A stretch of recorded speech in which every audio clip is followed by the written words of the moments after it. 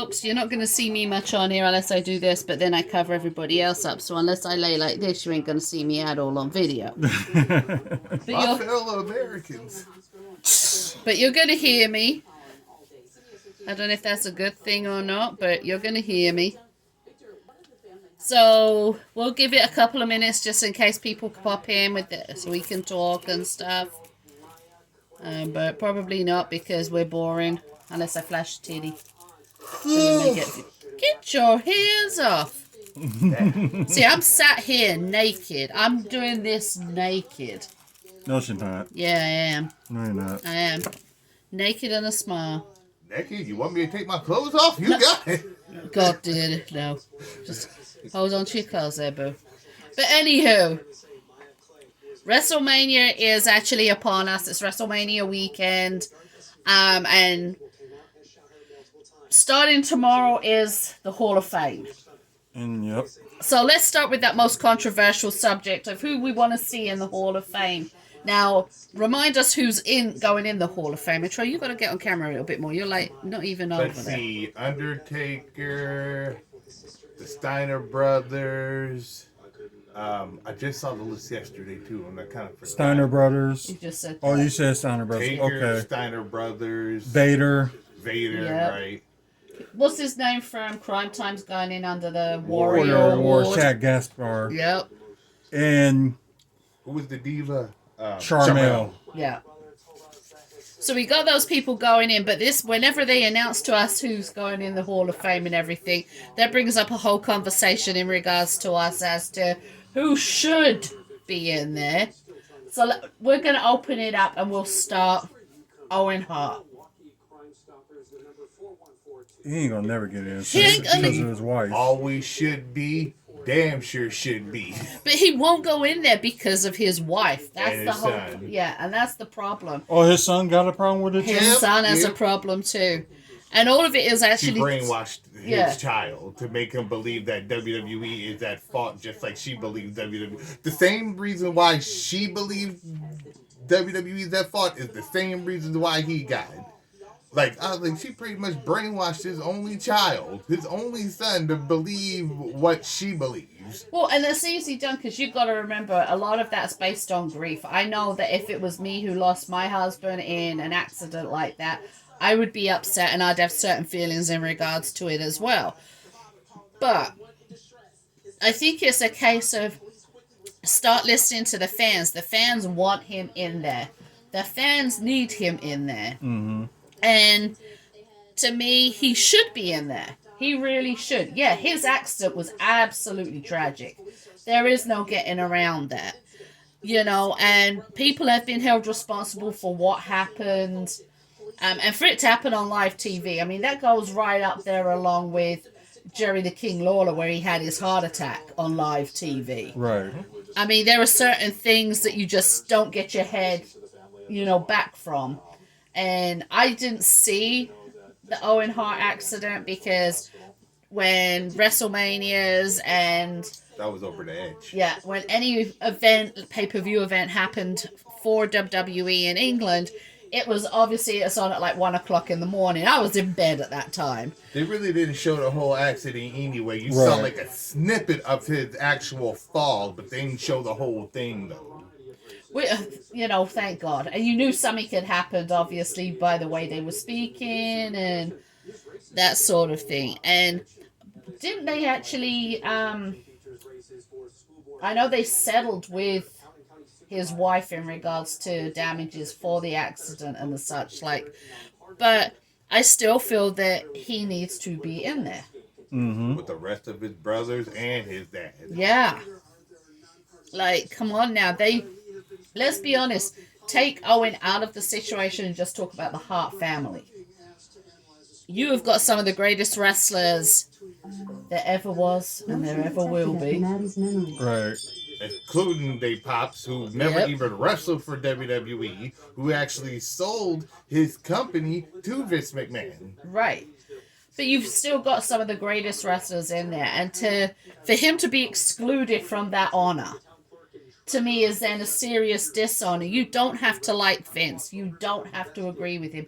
You don't have to like Triple H or Stephanie, because I personally can't stand either of them. But that's a whole different story.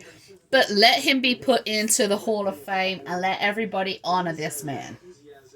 Okay, you guys, who else do you think should be in the Hall of Fame who isn't? Oh Jesus. The Rockers, Mari Janae and Shawn Michaels. Yeah, you mentioned that the other day. That's one tag team. Demolition is another tag team I feel should be in there, but AJ pointed out that they got beef with Vince McMahon.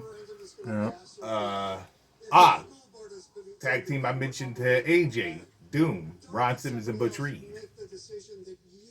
I don't remember them, to be perfectly honest. Oh yeah, It was in WCW. Oh, NWA, okay. WCW, NWA. And that's part of the problem. A lot of my knowledge in regards... Hold on. A lot of my knowledge in regards to wrestling was only from, like, the 70s, 80s, and the 90s. Is just based on what was broadcast on TV in England, which wasn't much. I could tell you a lot about English wrestling, but the rest of it, I'm a bit, you know... You guys know I come to you and I'm like, who's such and such, or, you know, that sort of thing. I just thought of this tag team. I believe they're both already in the Hall of Fame, but under separate categories. That's like singles wrestlers.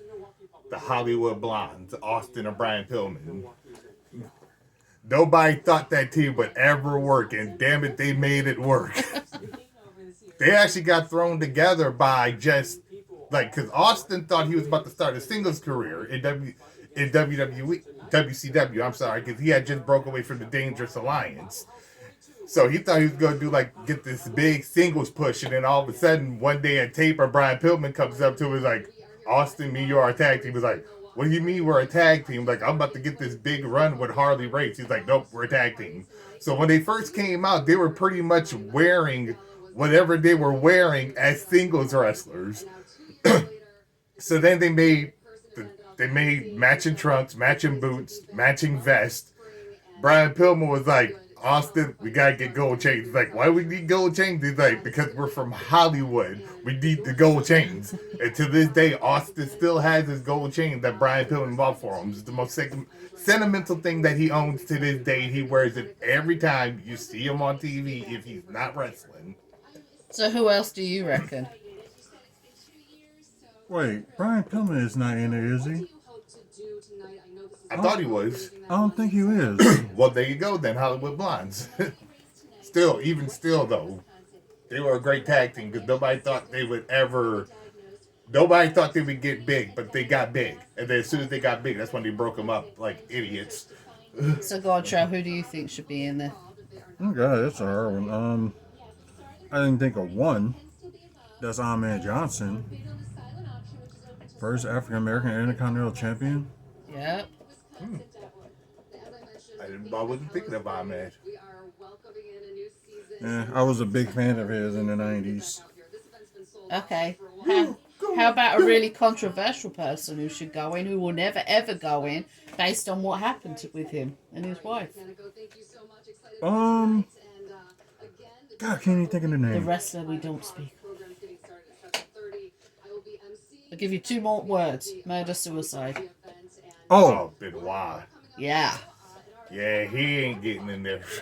And that to me is actually a shame, because take how, you know, his death and everything associated with it out of the question. He was a good wrestler. Mm-hmm. He really was. And it's a shame that, you know, him, you know, the fact that nobody talks about him, he's kind of like the Voldemort of wrestling. You know, you don't speak his name, you don't talk about him and everything. What did the WCW thing just pop in my head? Because we're talking about wrestling. But and don't forget, Chris Benoit was in WCW before he went to WWE. Okay, you can calm down. Wait, stop. So I have a question for you guys. Now, you both know I'm a Hardys fan. Stop it. What did you think of Vince McMahon and WWE coming to Jeff Hardy and saying, if you come back to us, we'll give you a main event at WrestleMania and we will put you in the Hall of Fame? It will depend on the main event. Was he going to go for the title? But what do you think of Vince coming to him saying that? Do you think that's a desperation tactic, that he's so desperate to try and get his viewer? I'm not saying he doesn't have the views, but his actual ratings in regards to enjoyment value up, that he would do that? Well, I think it was his own fault. He did kind of push Jeff Hardy down to like mid card. Right. Maybe if he'd have gave him a push before he left, things would have turned out differently. But not only that, but you can't fire somebody. Well, you hold on. This is before anybody said, "Well, yes, you can fire someone." You can't fire somebody and then allude to everybody in the wrestling business and to the public that he was fired because of drugs. Right. You can't do that because, as everybody keeps saying, your receipts are going to back up your purchase. And Jeff Hardy was like, I did the drug test, release those results. Release the results. And Jeff then asked, I want copies of the results, which WWE wouldn't give him. He actually ended up going to the people who he did the drug testing with. Any drug testing you do, you're allowed a copy of your results, regardless of who it's from. And so that's what he did. He got his results and put it out there. Look, WWE testing, I was negative for everything.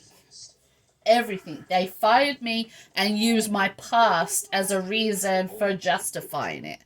And that to me is where Vince McMahon is full of his bullshit, because this is not the first time we've seen that. Who was the other one he fired? And they, oh my God, Kennedy. Oh, yeah. Didn't they fire him and say it was, let him go and say it was because of his injury and everything? And then he did that video where he showed himself, just for argument's sake, they said it was his arm, and he did a video where he was like, no injury. I remember there was a video that he posted. Yeah, and Randy Orton ended up complaining about him and got him fired too. So. Yep. And that's the other thing. We know that there's so much politics in wrestling. We've worked locally. You've wrestled locally.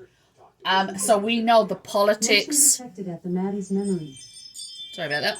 The politics behind it. You have to be kissing ass and juggling balls with major people to really get anywhere. Right, and it shouldn't have to be that way. It should be about your... Oh my God. I'm sorry, for those of you that are watching, that was an impersonation of Charlotte Flair.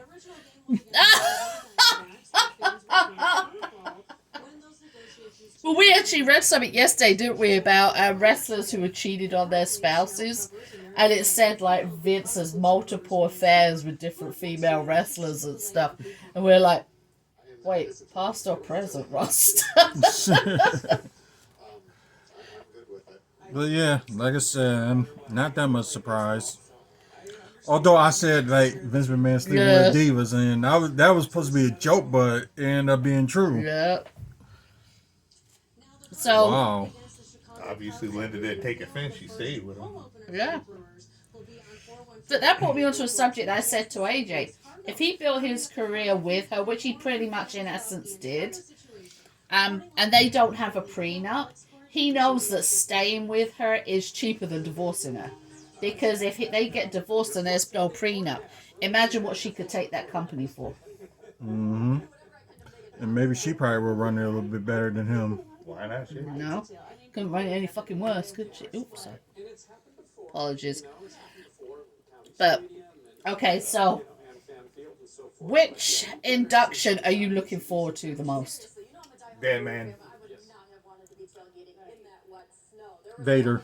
I think Chad's is going to be the that one emotional. too. That will be second, but that will be so emotional to watch. For those of you who don't know, he was actually part of a tag team called Crime Time. Yo, yo, yo, yo. Pop a 40 and check your rollers. It's crime time. Brooklyn, Brooklyn. Yep, thank you. That had JTG, at least present him. And he was on a vacation with his family, and his son got caught in a riptide, and so he went out and saved his kid. And unfortunately, it cost him his own life.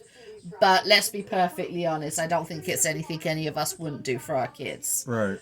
And he's actually being honored with the Ultimate Warrior Award which is for bravery and heroic act and everything. And I think he probably would have, because it wasn't last year, it was the year before it happened, wasn't Right. it? I think he would have got it last year, but there was other things that probably have been put into motion at the time, you know. Right. So, plus with COVID and all that lot going on, it was really hard to bring that all together. And especially they couldn't do the Hall of Fame in 2020, so they did Right. last year. Like They combined it, combined didn't them they? both. Yeah. So that brings us on to WrestleMania itself. For whatever reason, WrestleMania is now spread over 2 nights. Well, 3 if you include the Hall of Fame. Oh, the Andre the Giant Battle Royal. Why the fuck? Excuse me again. Why the fuck is that on Friday Night SmackDown? This is the second time. I didn't even know they were even doing that anymore. Yeah, and it's on SmackDown tomorrow night. Yeah, they did this the second year in a row, I should say. I was don't. aware that was still even part of the Hall of Fame. No, that's going to be part of SmackDown. Then, SmackDown. Yeah. Oh no, wait a minute. It used to be in WrestleMania, right? Right. First. Yeah. And then they moved it over from from WrestleMania. Then it was the pre-show. Yeah, then and now they've relegated it to SmackDown. SmackDown. And why the hell are they making WrestleMania 2 nights? I understand to begin with, it started, as we know, during COVID. And they did that because of being able to keep the wrestlers away from each other and to stop the spread of COVID. So I totally understand that. But now, come on. If you were having crowds of like thousands and thousands of people, put it all on one night. As Mike has said like a million times before, don't have a 5-hour freaking pre-show with all the good matches on the pre-show. Have your with WrestleMania, we'll say we'll have an hour countdown. We can have an hour for that one. But put those matches on the show. Mm-hmm. Even back in the day, WrestleMania's countdown was only 30 minutes. But let's be honest, there is only one match that everybody's looking forward to. Austin and Kevin Owens. Yeah, screw Kevin Owens. It's Austin's match. Nobody cares who he's going against. It's Stone Cold is back. At least for like one night only. Okay, you guys talk. I gotta go and check on dinner. I totally forgot. Now what? Talk about Roy. I guess he was saying like that's probably one of the matches that probably people would be interested in, but what the matches where each of us are interested in? None.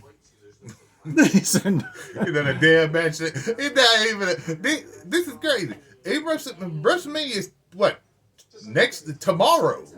no, Saturday and Sunday. Oh yeah, I forgot today's Thursday. But anyway, WrestleMania is Saturday and Sunday. They did no effort really in to run down the match card like they used to. Oh yeah, they've run down like some of the matches, but like the whole card in its entirety, they ain't even did that yet. Don't nobody know about any of the matches except for probably 2 of them that they talk about the most. And that's the Kevin Owens Austin one and the unification title one, which is the main event. Other than that, they really ain't said much about anything else that's gonna be happening on that show. Well, they have. It just not like they used to back in the day. They used to have a whole show just dedicated to the damn rundown of the card. Now it's like, okay, yeah, moving on. Like, let's keep talking about the same people we talk about every week. We know they wrestling at WrestleMania because you keep mentioning it. But then if they don't show up on the show, they don't mention them at all. yeah, probably. Back in the day, didn't give a damn if you were on the show or not. If you were a part of the card of WrestleMania, you were going to get mentioned. I think it's just mainly like, can I remember all the matches? I think I can. Fuck no, you can't because none of them relevant. Let's see. They finally got, the tag team titles on the line finally at a WrestleMania, but they don't have the Intercontinental or the United States being defended at WrestleMania.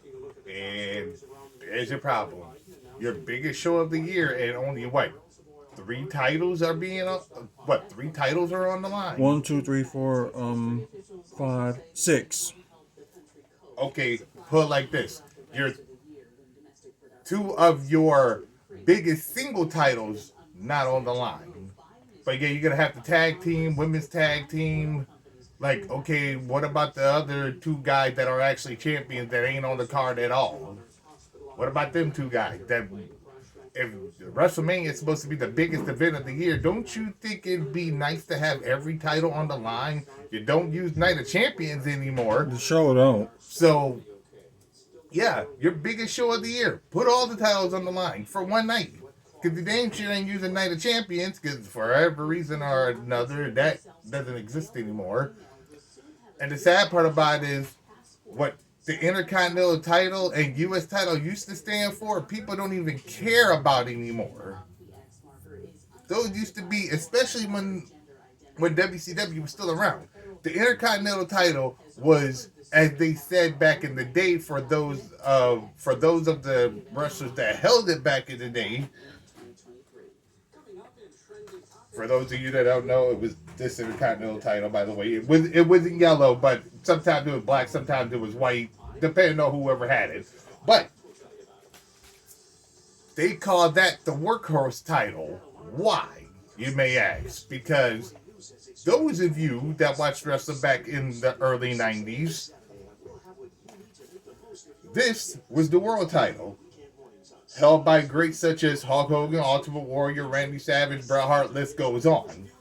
But back in the early 90s, Hogan usually was the head horse. He usually had the title longer or more times than anybody. But back to why it was called the workhorse title is because those people that either defended or had the title or was going for the title, their matches were like the matches that everybody wanted to see. Because of how Randy Savage and Ricky Steamboat set the standard for that match at WrestleMania 3, that was the match that everybody, even backstage, even the competitors, would crowd around the gorilla position right behind the curtain and watch that match go down. The reason why I wouldn't like that for a world title is because even though it was good build up, most of the time the match would last, especially if Hogan had the title, it would last probably like 15-20 minutes, and then an additional 5 to 6 minutes of Hogan just doing his pose down. But the Intercontinental title, it was like the guys were out there working, busting their asses, giving people what they wanted to see. And it usually always was like a back and forth match. You didn't know who was gonna win until that final bell was rang. And then most of the time you'd be like, wow, or most of the time you'd be like, can't believe that happened. And it was like that one match that everybody had to be a part of. And now it's like the Intercontinental title is pretty much irrelevant. Unless you watch wrestling every week, you don't even know who the Intercontinental Champion is. I personally don't know who it is. Just saying. Ricochet. Oh, they finally gave him a belt. Yep, they finally gave him a belt. After being there for almost 3-4 years, they finally let him carry a title. Yep, and he's going to defend it tomorrow. Instead of at WrestleMania. Right. Where it should be at. Nah, we're just going to keep that match for tomorrow night. Lord knows he deserves a WrestleMania spot because he is a champion, but nah, we're going to leave that for basic television. Exactly. It's like, I thought they would have done something with the United States title this past Monday, but they didn't. I don't know if they're going to do it like this coming Monday, the Raw after Mania, but... That was the workhorse title for WCW. That was like the title that was like, okay, your next stop is world title. If you can carry this belt well enough, then your next stop is world title. Because think of all the people, I can think of at least 4 people that had the U.S. title that eventually became a world champion. Sting is one of them. Rick Rude is another one. Lex Luger is the other. Who's another U.S. champion? Goldberg. He had both of them at the same time. Mm-hmm. Now the U.S. title, it's like, whatever. Like, if you got it, good. But yeah, it was kind of set up like that, like, maybe like in the decade, like when around the Ruthless Aggression and all the way around, the 2000s, but like 2010 and 20 and how it is now. ain't even like that. Care. They don't care. Of course, blame Vince McMahon. Oh, we can, but ain't nothing gonna change, as we have already Yeah, found that because out. he's still there. So ain't nothing gonna change unless he's gone. And we know that just ain't gonna happen. So like what CM Punk said, it probably ain't gonna change until the day he die. Even then. You know, he got like thousands of scripts wrote up before, like, last die of wish. I want you to use all these scripts, all 2,370 of them. That way I can still have my say. Like, motherfucker, you dead. Like, just hopefully he don't go, don't do that. Because, like, we all know, like, things in the WWE needs to change. That need should of. Well, kind of the same thing, needed and should. Kind of the same thing. Yeah. And it's like we mentioned about, like, the mid-card titles are not featured in WrestleMania. So, And that to me is a big mistake. Because they focus in so much on the big guys. Mm-hmm. And you've got guys out there who perhaps are built like Mike and his brother, who aren't big guys. And if you continually see the big guys getting pushed and the big guys getting pushed, what's going to make you as a smaller guy want to go into wrestling? Or go to WWE at least. I mean, yeah, you see the smaller guys at other feds getting pushed and everything, like at AEW and all that lot. But even still. Right, it's just ridiculous. It is. Like, what else do y'all think that needs to be or should be changed with WWE? Did we say Vince retire? We were talking about that before you walked in. Okay. Yeah, we were saying, like, probably nothing ain't gonna change until he's dead. Stop letting your talent run the business. In the sense of, this is no offense because I know he's one of your favorite wrestlers, like the likes of John Cena, the likes of Randy Orton. Stop letting them run your company and run your business. If you run that business, I'm all for them coming to you with ideas. I'm all for them, your door being open if you've got a problem with a wrestler and the such, like, causing problems and everything. Oh, they had wrestling court for that one. Yeah. But don't be, letting your top talent run the business completely. Because we've heard too many times, this wrestler quit because, this wrestler got fired because, one of the top stars doesn't like him. Right. Who the fuck cares? Name a job where you liked everybody you worked with. We know you did because, yeah. You don't always like everybody you work with. I run my own business. I don't like either of you two. Joking. I love you. I do. You're like, yeah, wait till you go to sleep. But seriously, nobody gets along with everybody. But WWE is letting the top wrestlers, pick and choose what they want to do. And damn it, they don't need countdowns that fucking long. Oh, and it's pointless of the shit they talk about, too. They talk about like 2 matches throughout the whole countdown. They gotta get everybody's opinion. Most of them ain't wrestlers. And then on top of that, like, the other thing I would say is stop. I know you have your talent who brings in the people to the seats. That's the way it is with everything. Let's be honest. There are a lot of people who are fans of the Milwaukee Bucks because of Giannis. There are a lot of people who were fans of the Packers because of Brett Favre, because of Aaron Rodgers, because of Donald Driver, So we know that certain names will fill seats and everything. But stop, like, making your... how many times have we said it? Charlotte freaking Flair. She on her knees for Vince. Let's be honest.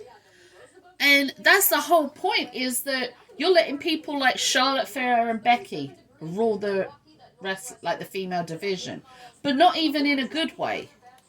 Becky came in and farted and won the belt? Seriously, if that's the way you gotta do it, I eat enough that gives me gas. I'll go fart in their direction and hold the belt. Man, can't wait for Asuka to return.